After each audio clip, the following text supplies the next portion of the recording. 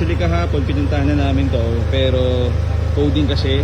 Tapos parang 30 minutes na lang before coding sa Pasig sobrang traffic. Kaya binalikan na lang namin today. So ni-test drive na to kahapon, ni-rescan natin. Ford EcoSport 2016 Titanium Brisbane Brown. Yan. So ano lang, quick preview lang doon sa mga na-check namin.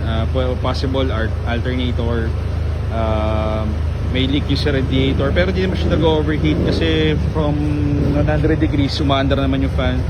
Ito may dent. Yan. So paikot na lang natin. Ito yung loob niya. And sa scan may mga error yan. Yung temp naman yan, umaandar naman yung fan, okay naman yan. So quick preview lang for titanium variant. So meron siyang sunroof, push start, then meron siyang lumbar adjustment dito sa gilid. Yung parang eto. Yan. Tapos meron siyang armrest. So ito yung mga features or extra na features na wala sa mga trend model. Pero engine displacement parehas 1.5 din. So more on aesthetic side lang siya. May mga ponent lang din. So pareha poster na lang natin.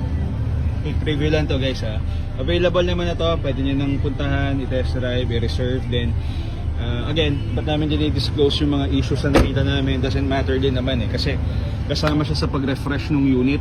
So hindi kami para magtago ng issue sa lalo na sa mga vlogs namin. Kasi nga alam niyo naman pag Ford engine, transmission, under chassis gulo or kung ano pa yung makita namin problem, even modules ginagawa namin. So yun yung plate number para na may idea kayo. Tapos yung Ford Focus, test drive natin yan. Buta natin siya. Yung mga minor scratches pero overall yung paint niya, i-rate natin parang 8 out of 10 siya. All goods pa naman. Pero pag nabuffing yan, mas maganda yan. Naka-deep dish na rin siya. Freebie na yan.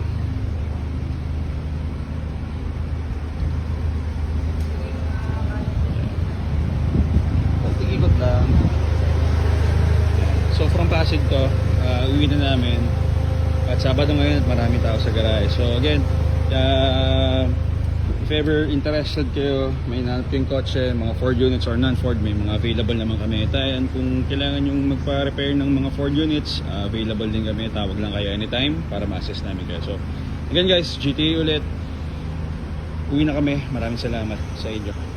Bye bye.